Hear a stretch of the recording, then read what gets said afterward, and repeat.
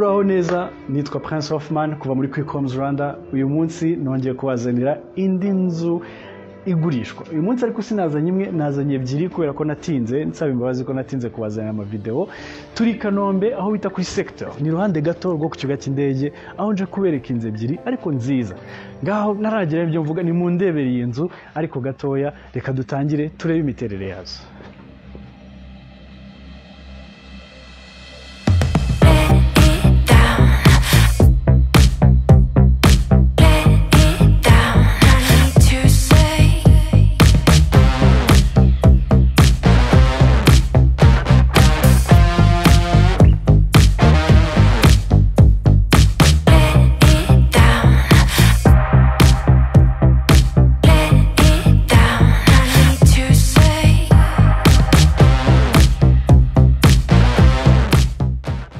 Nongeye kubasuhuza. Uyu munsi turi Kanombe kuri sector aho tuje kureba inzu ebyiri ariko nziza pe.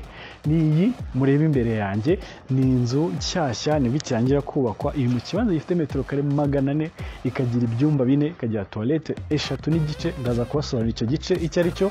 Ikagira salle à manger, salon, ikagira n'umwanya wo kwicaramo hanze. Ni inzu nziza, parking y'imodoka 3. Umva ndabatuye ino episode.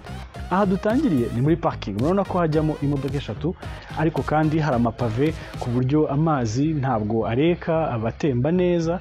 Kandi naho turi hafi yo ku kibuga cy'indege neza cyane. Bigira ibintu bibiri, kimwe cyiza n'ikindi kibi. Kuba cyiza haba ari safe cyane kandi hari accessible, kuba kibi urusaku rw'indege n'urwo kwihanganirwa. Ariko nibyakuraho ko iyi nzu ari nziza. Nimurebe namwe ukuntu isa, ntabwo ari inzu ifite ikibazo na kimwe kabisa. Duhereye hano ku ruhande tuhafite igice cya mbere cyo kwicaramo, aho dufite aka kanya bakoresheje amakaro n'imbaho n'ibyuma ku buryo wahicara ukaganira n'inshuti zawe. Aka kantu ni keza, aka kantu ni keza cyane kuko ni akantu keza ko kugira mu rugo, ko kongera aho kwakira abashyitsi bawe. Ku ruhande gato turafite akajardin, ni gatoya ariko kunganirana n'uyu mwanya. Twakomeza duciye hano tugasubira muri parking ndetse kandi tukagera kuri ibaraza ry'imbere. Ni ibaraza naryo rinini, ni ukuvuga iyi nzu wagira ngo yubatse yashakaga ko uzayigura azakira abashyitsi, kuko naho wahakira abashyitsi mukaganira. Ariko kandi ikagira aka accent wall gafite inyuguti ya Z.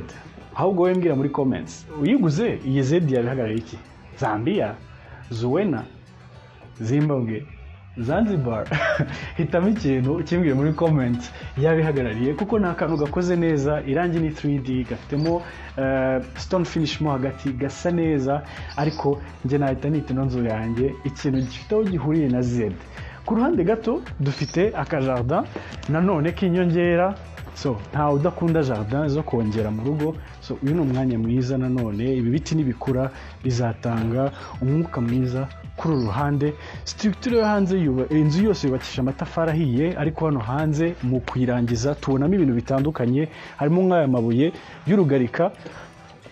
Hano tukagira wallmaster, ibirahuri, dufite elements zitandukanye, amakaro hariya hasi ku buryo amazi atinjira mu gikuta. Tukagira stone finish ku nkingi zimwe na zimwe, n'ama material akomera kandi meza yizewe. Dufite amatara atandukanye ahantu hagiye hatandukanye kugira ngo yongere ubwiza. Amadirishya n'inzugi ni ibyuma ndetse n'ibirahuri binini. Kwinjira mu rugo dukoresha izi nzugi, ni inzugi za muvura kandi nini. Ngira ngo mubibona ko rwose zihagije. Gusa twakwinjira tukabona no mwanya wa salon munini, ni mu ndebere ukuntu ahantu hangana, harahagije pe. Gusa kandi si no kuba hanini gusa, ni naheza, kuko urebye nko kuri uruhande kana gakuta ka televiziyo hari utuntu twinshi twiza wabonaho, nk'utu tuntu twa decoration. Nta bintu byinshi ukeneye uguze ino nzu byo gushyira ku mwanya wa televiziyo, kuko hafi ya byose birahari. Dufite aho gucomeka televiziyo ni hano, ukaba wayimanika hano, n'utu tuntu tuyigaragiye twiza. Dufite nk'utu tuntu two gushyiramo amafoto ya famiye dusa neza, spotlight hano munsi ku buryo urumuri ruhaza neza. Iracyari ikeneye, mpamvu ari ibikoresho bya construction nuko byihanganira. Ariko hano inyuma harimo custom finish gasa neza. Salon ifite ubwuzu pe, iteye ubwuzu, isa neza. Kuri ruhande tuhafite imbaho, namwe ni mu ndebere. Ahantu magaze urabona hadafite agafoto keza. hafite agafoto karyoshye, ahantu wazajya ujya kujya mu kazi mu gitondo ugafata agafoto kagenda wumva wishimye. Ku ruhande gato tuhafite umwanya wo kuriramo, ariko kandi ni umwanya munini uhagije. Aha ku ruhande gato tukagira aka kantu ko gukarabiramo intoki n'isuku. Ni ngombwa ugiye kurya ugomba gukaraba intoki, ndetse si n'ibyo gusa kuko tuhafite cya gice nababwiye cya toilette. Biba bivuze ko ari igice kimwe gusa, ni toilette gusa, wenda naho kogera hari cyangwa se hari aho kogera naho ku bwiherero hari.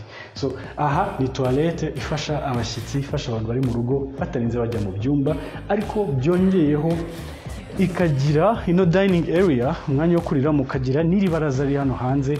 Igira ngo ni akantu tutabona amazu menshi, kuko ni akantu ushobora gushyiramo umwanya wo kuriramo hano, ugashyiramo n'umwanya wo kuriramo hariya.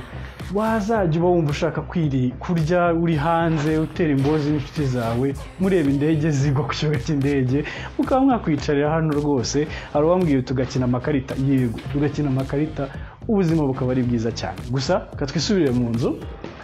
Nk'uko nababwiye, iyi nzu ifite ibyumba 4. Icya mbere kiri hano, nicyo cy'abashyitsi, ariko gato nibagiwe, mbere ko tujya mu byumba kambereka igikoni.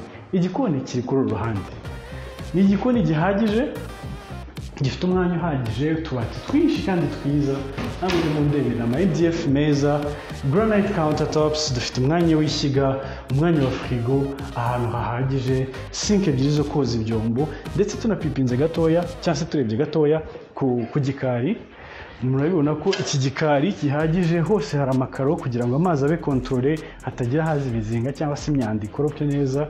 Igikoni cyo hanze tukagira hano icyumba cyo gufuriramo, inyuma hano gatoya hari douche na toilette by'umukozi cyangwa se byo gukoresha hanze. Hejuru hari ikigega cy'amazi, ndetse kuri ruhande hakaba icyumba cy'umukozi cyo kuraramo. Urumva ko ibintu byose barabiteganyije hano, ariko noneho katwisubire mu nzu turebe cya cyumba. Now dusubiye hano muri salle à manger, twinjira muri iki cyumba cya mbere. Ni icyumba ntabwo ari kinini cyane, kuko kigaragara nk'icyajyamo igitanda cya metero na 40, ariko kandi ni icy'abashyitsi, ntabwo ukeneye n'ubundi gitanda kinini cyane. Ni icyumba cyaba gihagije, ugasigara ndetse n'umwanya waterekamo akabati. Nakunze ko gifite amadirishya ahagije, so urumuri rwinshi ruza mu cyumba, ndetse kiri self contained, so gifite douche na toilette hano zuzuye. Urabona toilette iri hano, akadirishya keza kugira ngo hazemo urumuri, ndetse n'umwanya wo kogeramo ufite n'ama devices y'umukara. Murabona ko mu nzu yose ama devices yakoreshejwe n'umukara, naka accent keza. Amakaro mu madushe arazamuka akagera hejuru, donc humidité nta izahera gutera hano, ndetse tukagira aka kanya ko kwiboroserezamo kuri uru ruhande. Ni byiza cyane. Ikintu kimwe kindi navuga ni ku miryango. Imiryango yose ifite aho ihurira na salon ni muvura. Iyo mu byumba niyo bakoresheje imiryango bajya bavuga ko importe pas, ariko imiryango yose yo muri salon urabona nk'uyu uriya dusize yose ni muvura. Twinjiye hano rero dusanga ibyumba bya famille. Icyumba cya mbere kiri hano, murabona ko ibi byumba byo ni binini, igitanda bashyiramo cyose cyakwiramo rwose. Yego ushyizemo king size hasigara umwanya mutoya, ariko 160 yakwiramo rwose nta kibazo, ndetse naho imbere ugasigarana umwanya washyiramo akabati. Kurya akabati kagafite 60, n'ibiri karo bifite 50. Urabona ko ugejeje hano waba ufite umwanya uhagije cyane wo kugira ngo uterekemo garderobe. Aha ku ruhande naho turafite ikindi cyumba. Ni icyumba nacyo kingana nka kiriya dusize hariya, so igitanda cy'160 cyakwiramo rwose nta kibazo, ugasigarana ndetse n'umwanya wo gushyiramo utubati. Ibi byumba uko ari bibiri bisangira ino douche. Nanone murabibona ko ni douche ihagije, umwanya wo kogeramo, ndetse unari iyi ntuziteretse hejuru cyane ku buryo rwose n'umuntu muremure wari wese yahakwira. Ibintu byiza, toilette ku ruhande, ndetse n'akantu ko kwiboroserezamo. Of course haraburaho ka kantu kaga shower cabinet, ariko ko nta kantu ushobora kwiyongereramo cyangwa se ukavugana na nyirinzu akabigukorera kakagushyiramo. Guturuka hano twinjiye muri chambre principale. Ni chambre principale ariko yarurangiza pe, ni mu ndebere ukuntu ahantu hangana, ndetse kandi by'akarusho ifite urukundo, kuko nimurebe je bishushanyije nk'umutima, mbese no kukwibutsa ko mugomba gukundana tukagira umutwe w'igitanda uri hano ariko noneho ku ruhande rwo hirya tukagira iyi garde-robe so urwambariro ntabwo ukeneye kubyigana n'imyenda urara uriya ni umwanya w'igitanda gusa hano tukagira umwanya w'imyenda ndetse basize n'aka kanya uramutse ushaka gukora aka dressing table ka makeup n'iki hano wakateka nta kibazo. Douche principale nayo ikaza ari urangiza kuko ingana nk'icyumba cyose muri ukuntu ahantu hangana dufite floating vanity kuri uru ruhande tukagira toilette hano hagati ndetse tukagira n'iyi douche yubakiye so ibintu byose birahari kandi ni za device navugaga nuko nashaka kwitera amazi ngo mbere kuko izi pression zimera ariko amazi avamo hariya kabisa agukorera massage ukumva uraryohewe cyane. Iyi rero akaba ariyo nzu ya mbere nari mbafitiye bibutsa ko iyi nzu ifite ibyumba 4 ikagira toilette 3 n'igice iri mu kibanza gifite metero kare 400 ukaba wayigurira kuri $130,000 z'amafaranga y'u Rwanda cyangwa se $100,000 by'amadolari. Ni inzu nziza hano i Kanombe kuri secteur ariko nkuko nababwiye bafite inzu ebyiri mu buryo bwo kuvuga ngo sorry ko twatinze kubaha video ntabwo bizongera. Iya kabiri biregeranye iri hano ku ruhande gatoya ni ukuvuga iyo mfashe kuri uru ruhande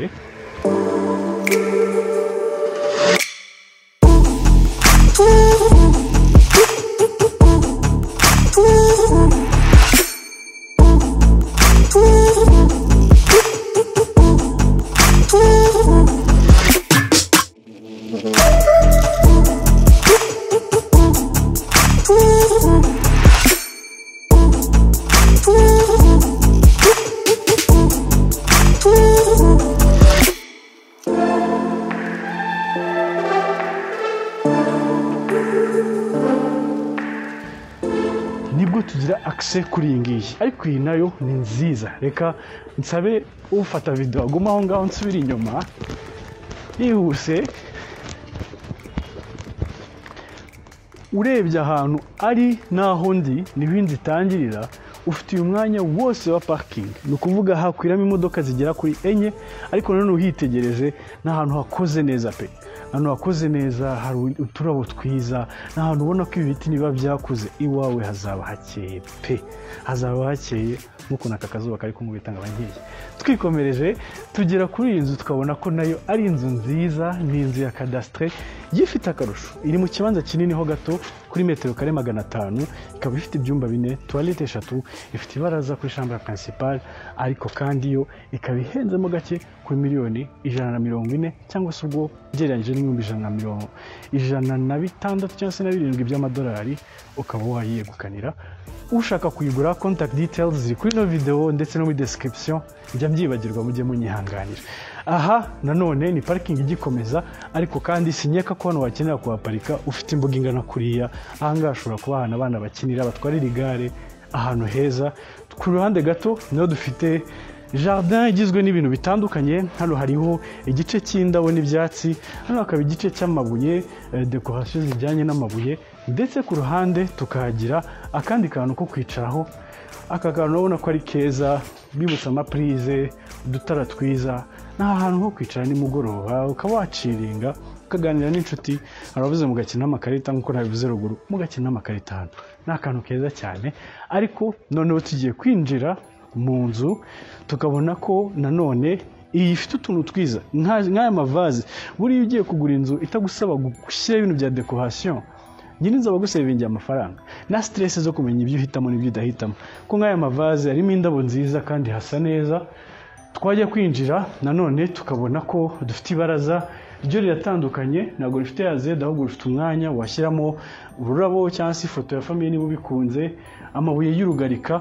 Nanone tuvuze gato kuri materiel zigize ino nzu. Iyi nzu hasi ubwo ni fondation yubatse kugera hejuru ukoresheje amatafari ahiye ariko hano hanze mu byo tubasha kubona inkingi nyinshi urabona ko ziriho stone finish. Hano tukagiraho karuriba gakeya tukagiraho urugarika ku ruhande ndetse n'aha hejuru dufiteho urugarika hari ukomeza ukagenda hari akantu ka beto gafasha ari amatara. Ni ukuvuga ni inzu ikomeye kandi yubatse mu bikoresho bikomeye ndetse inarangiye neza ifite n'amarangi adasakuje cyane.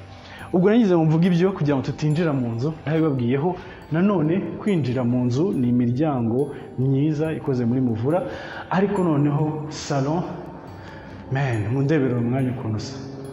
Ni umwanya mwiza wa salon, ni umwanya ukeye, ni ahantu udafite ibintu byinshi wakora, kuko televiziyo iteretse hano ku gikuta, reba nawe uyu mwanya nta bintu byinshi wakora, kuko yaba aho gutereka amafoto ya famiye harubakiye, aho gutereka indabo harahari, mbese ni uguterekaho just akantu k'agakonsole hano koroheje, nako niho wabona gakeneye cyane, ariko wabishatse nyavuga ngo wabishegeye wabishatse nako wagatereka, noneho ukaba ufite deja aho gutangira utanga andi mafaranga, ariko kugira ngo wawe habe heza wagira nawe icyo wongeraho kugira ngo ubwiza bwiyongere.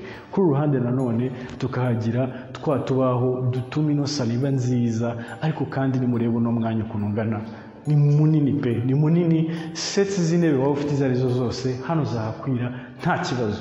Nk'uko mubyibuka mu nzu yo hirya twari dufite agakuta gasa umweru n'umukara, ahangaha batuzaniye 3D paint, ariko kandi ifitemo akabara ka gold gakeya.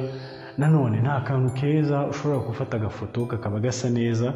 Ku ruhande gato turafite umwanya wo kuriramo salle à manger nayo nziza kandi ihagije, akantu ko gukarabiramo intoki kari kuri uru ruhande.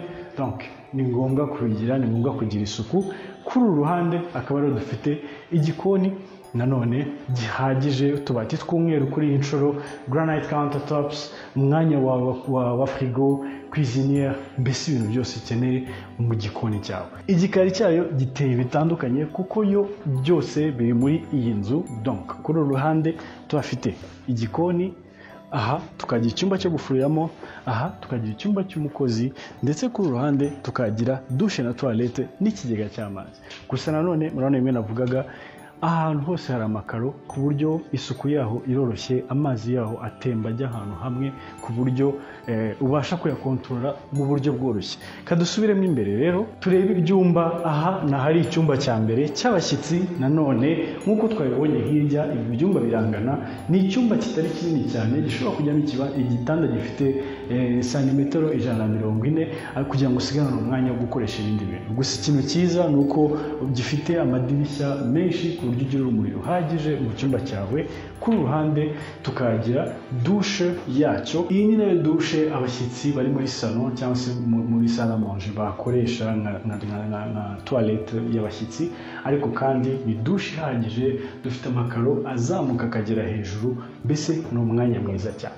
Ku ruhande rwo hirya niho dufite igice familial, ndetse dukomeje hano ukareba ya salon nziza ku ruhande gato, nibwo twinjira mu gice familial. Ahangaha ku ruhande tuhafite icyumba cya mbere. Nanone si icyumba kinini cyane ariko kirahagije, ni ukuvuga hajyamo igitanda gifite 160 rwose, ukaba nta kibazo ufite, ugasigara n'umwanya wo guterekamo akabati.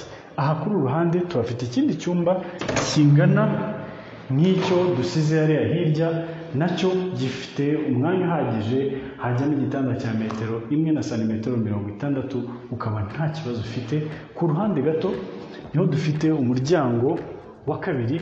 Akamaro k'uyu muryango aba ari ukugira ngo igihe waba ufite abashyitsi bari mu rugo ube wawukoresha nka famiye mufite ibyo muri koruganiza, ariko kandi mu buryo bw'umutekano burya ni byiza ko mugira imiryango itandukanye isohoka mu nzu, kugira ngo hagize ikiba mu nzu buri wese abone uko asohoka. Ibi byumba uko ari bibiri bisangira ino douche na toilette, kandi murabona ko ari douche ihagije. Uyu ni umwanya wo kogeramo, toilette iri hagati ndetse na lavabo kuri uruhande. Nanone nk'uko nababwiye, amakaro arazamuka akagera hejuru. Murabona ko iyi douche ipanze neza pe, kandi itanga umwanya uhagije wo kugendamo. Igisigaye nta kindi, ni chambre principale. Uyitangira uhereye ahangaha kugenda aha hose ni chambre principale, ariko wagera muri iki cyumba, oh man, mundebere kuri iki cyumba kingana, ni kinini, kirahagije, design nziza ku mutwe w'igitanda, giteye irangi ry'umweru. Niba uri umuntu ukunda amabara ushobora kwiyongeramo iryo ushaka. Aha hasi hari imyanya yo gucomekaho televiziyo uramutse ushaka televiziyo kuri iki gikuta, ariko nanone kuri uru ruhande tukahagira utubati two kubikamo imyenda duhagije natwo, ndetse n'akadesign hano ku ruhande ku muntu ukunda decoration, ndetse nk'uku nguku nyir'inzu yayiteguye ashyiraho uturabo. Si ibyo gusa kuko of course chambre principale izana na douche principale nayo nziza. Iyi douche principale nayo iraryoshye. Impamvu uvuga ko iryoshye ni uko duhereye kuri uru ruhande hari ino floating vanity, floating vanity nshyashya, mbese uri kwitunganya mu maso wibrosa, iraryoshye, ifite agatara ko kumurika. Toilette iri hagati, ariko twagera kuri uru ruhande tukahasanga option ebyiri.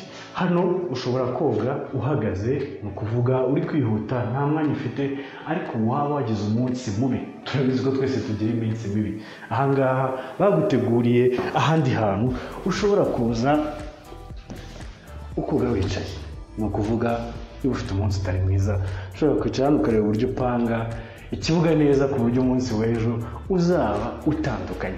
Urabona ko ari utuntu twiza, si utw'umunsi mubi gusa. Ufite famiye ikuze, aho harimo umuntu ukuze ukeneye koga yicaye, ukeneye iyo support, kano nicyo kamara, no kugira ngo ugire iyo fonctionnalité y'inyongera. Iyi chambre principale ifite akandi kantu gatandukanye karusha iriya nzu yo hirya, ariko kakangaka ni ukuvuga duciye hano hari umuryango. Iyi ntabwo ari idirishya, ahubwo ni umuryango ufunguka kw'iri baraza. Ni ibaraza rya chambre principale riri privé, ni ukuvuga ahantu ushobora kuhashyira agatebe ko kwicaramo. Nk'uko mubibona hegeranye na ya sitting n'ubundi twaberetse kare, ariko ni umwanya mwiza ushobora kwicaramo we na madamu kugira ngo mwiganirire. Ku ruhande hari ibirahuri bituma nta n'umuntu uri hirya hariyo babona mu buryo bwiza. Hano hakaba n'inzira ituma ushobora kugaruka hano imbere, ni ukuvuga uparitse imodoka hariya ushobora guhita winjira muri chambre principale directement utarinze ugera mu nzu. Ariko kandi warebera hano hanze ubona ko ari ibirahuri gusa, ndetse amagarde fou akaba hano imbere, cyangwa se amagriage akaba nk'imbere. N'ubundi haracyari safe, ntabwo ari ukuvuga ngo umuntu yaza ngo amene ikirahuri agusange mu nzu, oya, haracyari amagriage atuma hariya hantu haba safe. Mbere yuko dukomeza nshaka kubasubiza nanone muri sano gato twongere tuyirebe bwa nyuma.